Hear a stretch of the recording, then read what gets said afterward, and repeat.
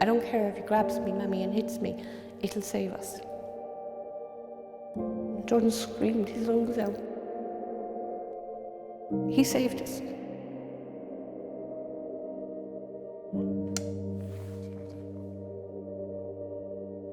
Conroy has a bit of room to move. He's the speedster.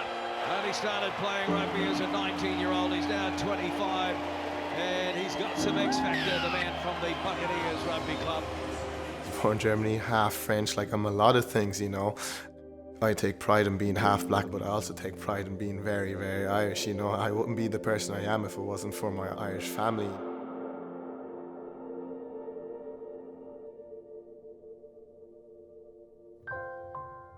Growing up in Germany is definitely different to Ireland. Thinking back, I only spent there the first 10 years of my life. I suppose I had good times and bad times there. I suppose I would have been a very different person if I stayed there. Jordan growing up, extremely energetic, always on the go. He didn't fit in to the ABC norm of life. Jordan couldn't walk, Jordan ran everywhere. He didn't have patience. The first kind of sport I got into was athletics, and the only reason I kind of got into athletics is because my mum thought there was actually something wrong with me. I was a very, very energetic child and I was causing problems in school. I always had to be number one, be in front of the line, always having to win, and I always had to be top dog in Germany. They told me he's extremely fast, and they compared him to Jesse Owens, and I thought, yeah, right, go on. He kind of found his niche. It was like his world kind of changed because people accepted him. Without my mum, I wouldn't be where I am today. I was in an extremely abusive marriage. There was a lot of violence in it. I remember coming home one day and Jordan had slightly changed, and that's when my world fell apart. My ex-husband had hit Jordan in the playground in front of everyone. It escalated and it got very bad. And one night he broke into the house and I woke up and he was standing over me with a knife. And he said, if I can't have you, no one will have you. Jordan and I devised a plan that Jordan would go that way and I'd go that way. And Jordan was going to try and get out and get into the hallway and scream to get help. One of us was going to get caught, but he said, I don't care if he grabs me, mammy, and hits me, it'll save us. So both of us got up and Jordan got out that door and Jordan screamed his lungs out, but he saved us because people got the police. So after that, believe it or not, it was the best thing that ever happened because then the judge ruled that I could come back to Ireland. So I packed my bags and I came home. I have to lead by example. It was very daunting at the time, but like I settled in very fast. And again, through sport, I happened to find my happy medium. I was just getting to know the lads. I carried an enormous guilt that I took him out of Germany because it didn't matter where you came from in Germany, what money you had, what socio background you were, they looked after you. They seen talent. When we came back here, we struggled. My passion was still a lot about athletics because I was so involved in Germany. So in my head, I was saying, I'm going to the Olympics. So that's where I wanted to be. I never thought I'd play rugby, but rugby found me. There's always something blocking rugby that I was interested in. He was winning everything with athletics, but they never bothered with Jordan here. He gave up the athletics and then he went into soccer. He was quite a good soccer player, but again, it was very hard to break doors down. At the time, I was just saying, like, you know, it's not worth it just doing all this training and this commitment and not even get to showcase anything for it. So at that time, I just decided, just kind of step away from football. I think once the soccer kind of fell apart, that's when the rugby kind of was there for me. We were training here, this kid catch the ball onto 22 from a kick-off. He runs left across the pitch and you're kind of going, where is this lad going? And then turns right halfway across the pitch and straight up and runs around everybody. Scores a try, kick off again, and he catches it and he does the same thing. And I was there kind of going, who's this fella? Oh, that's Jordan Conroy.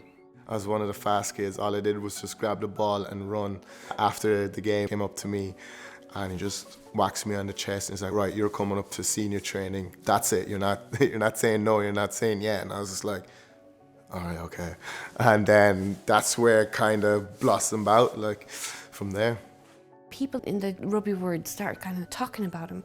But I have to say there was a lot of negativity too. It's just too late for him, or people saying, oh, he never went through an academy, did he? And I thought, no, does he have to go through an academy? I couldn't even string a pass together. We had to go back to basics with him just to show him the ropes and kind of get him to understand the game a bit more and a bit better. Like, I only knew how to catch a ball and run. I didn't know too many of the rules. I was a very skinny kid and trying to compete with these fatties who were like 100 kg. So it was just trying to get better at the game. He only picked up rugby at a later stage in life, but it just goes to show if you've got the determination and the willpower like he had, that you should be able to push on up to the highest level. This exact spot, I remember I was like 19. It was the first kickoff, bounce, caught it here. I just remember running like an arc around and then just going straight up the left-hand side and then just scoring. I just couldn't believe it myself. I was just walking back and I was like, this didn't happen. And then got put up on video on YouTube and got quite a few hits, like, and I was really chuffed with myself because it wasn't really a thing of social media back in the day, and then having it all over Facebook, I was just like, yeah, I could get used to this. This is what I've waited for. After 4 years of playing here and progressing every year and scoring good amount of tries, in order for me to step it up to the next level, I needed another stepping stone. Buccaneers were in the AIL 1B division, which was the second highest in Ireland, so I just knew I had to go there to be able to progress as a player. Being in Buccaneers for that year and a half, they just literally just taught me so much in such a short amount of space of time. Getting promoted to AIL 1A and scoring the 18 tries in 15 games, that's when Connacht came knocking. And he loved it. He loved Connacht, he loved the setup. But then it kind of all went a bit wrong because that's when he got called into the sevens. Unfortunately, I tore my MCL grade 2, so I was out for the 7s and the 15s. I got very angry and upset. I literally just shut down. I was ready to drop it all. I was just ready to quit because I wasn't happy with what was happening. And Connacht let him go. So I sat him down and I talked and I said, you know, I believe in your path in life, Jordan, and our path hasn't been easy, but this is where your path has led you. So give the sevens a shot. I discovered that I can learn from my mistakes. sometimes this 15s game can be a bit too serious, and Jordan has that laid back kind of vibe to him. Sevens game probably suits him that bit more, because even though it is serious, you can have a bit of fun at it too. And you see the HSBC and the carnival atmosphere that goes on, like, and it tries to bring out that enjoyment part of it, like, and that's what Jordan is like. If he's out on the pitch smiling, you know he's having fun. We were playing in the World Cup, and we were playing against Kenya, and like it was almost carbon copy of a time he scored in Tullamore. And I just remember thinking, like, he's able to do this in the World Cup. That is unbelievable. Like, it's from like grassroots rugby right up to the cream of the crop.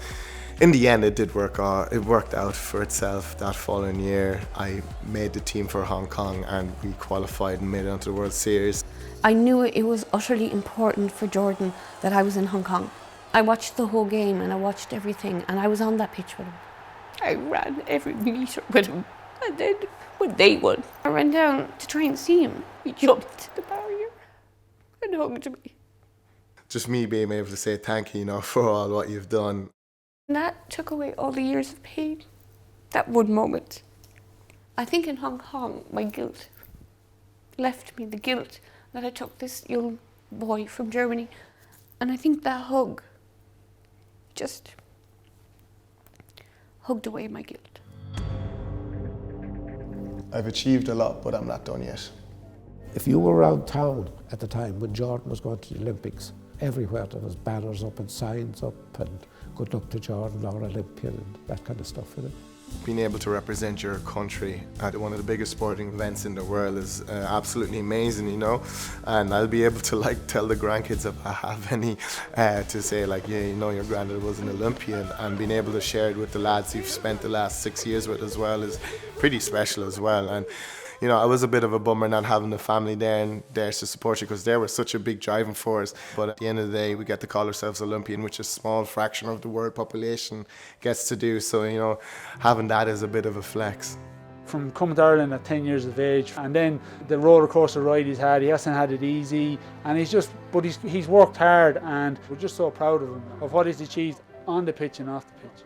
I never saw myself as a role model. People, not just from Ireland, but from around the world, saying, you know, I'm an inspiration to them. Just being able to help them in any way or form that I can better their life. I kind of take pride in that now.